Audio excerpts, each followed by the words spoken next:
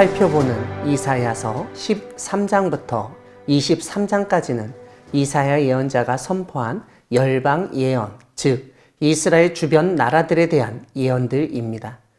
오늘 본문 이사야 13장은 바벨론에 대한 예언입니다. 2절에서 하나님은 기치, 깃발을 세우고 소리를 높여서 사람을 부르고 손을 흔들어 그들로 하여금 존귀한 자의 문에 들어가게 하라고 말씀하십니다. 3절에서는 하나님이 거룩하게 구별한 자들에게 명령하신다는 점을 알려줍니다.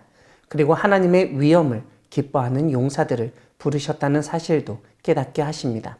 이런 점에서 2절에 기치를 세우고 소리를 높여 부르며 손을 흔들어야 하는 자들은 하나님이 거룩하게 구별한 자들이라고 이해할 수 있습니다. 하나님이 이들에게 명령하시고 불러 모으신 이유는 하나님의 노여움을 전하게 하기 위함입니다.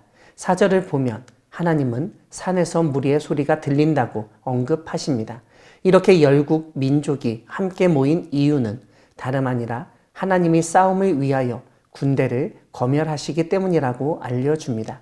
5절은 이처럼 산에 모인 무리의 출신지를 알려주는데 먼 나라에서 하늘 끝에서 왔다고 합니다. 이와 함께 5절 뒷부분에 있듯 이들은 하나님의 진노의 병기라고 분명히 지적하는데 하나님이 이들을 소집하고 검열하신 이유는 온 땅을 멸하기 위함입니다.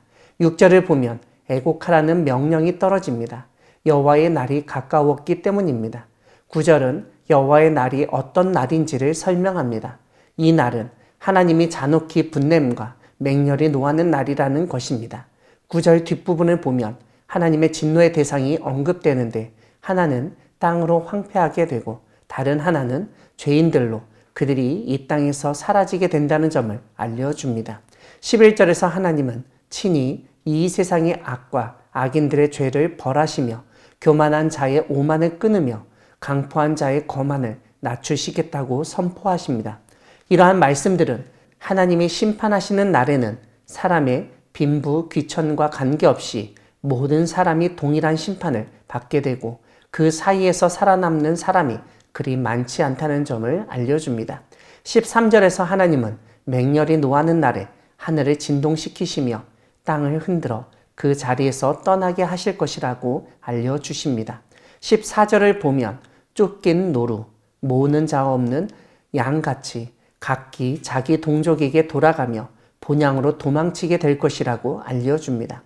15절은 그렇게 근거지와 세력을 잃어버린 사람의 결말을 보여주는데 만나는 사람마다 창에 찔리고 잡히는 사람마다 칼에 죽을 것이라고 알려줍니다.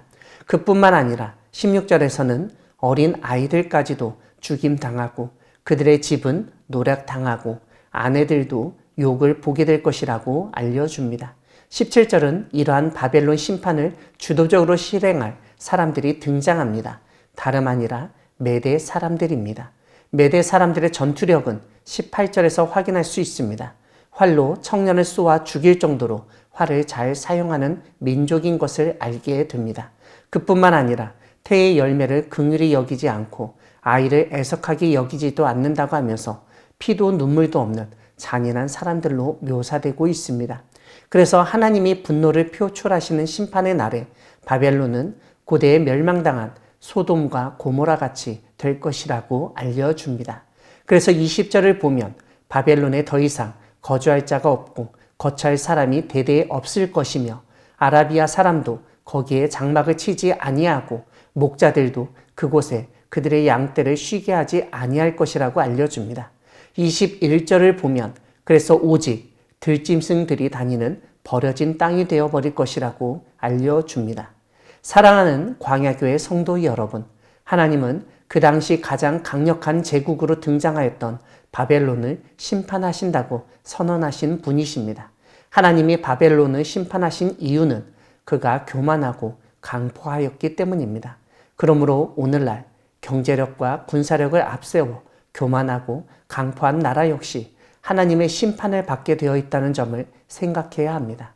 바벨론처럼 교만하여 힘을 남용하거나 압제하지 않고 겸손히 일하며 하나님의 뜻을 이루는 우리 모두가 되기를 소망합니다. 아멘.